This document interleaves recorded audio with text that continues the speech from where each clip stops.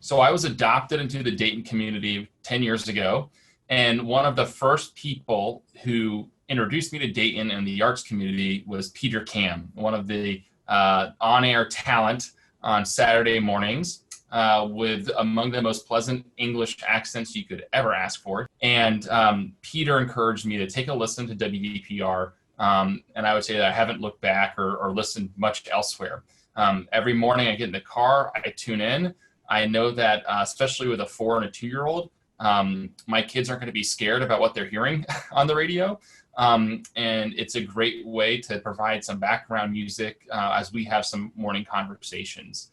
And I like to ask my kids, what instrument do you think is playing? And I think that, it's been a way to teach them a little bit about music.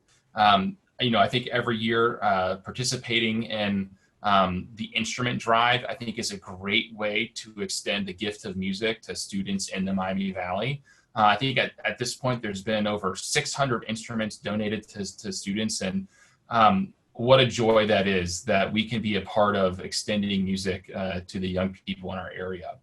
I'd also say, too, something that, especially as my involvement at Miami Valley School has continued, I've been able to see my students benefit from WDPR, particularly in the Young Talent Search. So I've been very fortunate that I've had 2 former students participate and be recipients. And one of those, Mason Chamble, I got to see him play guitar at the Levitt Pavilion a couple years ago.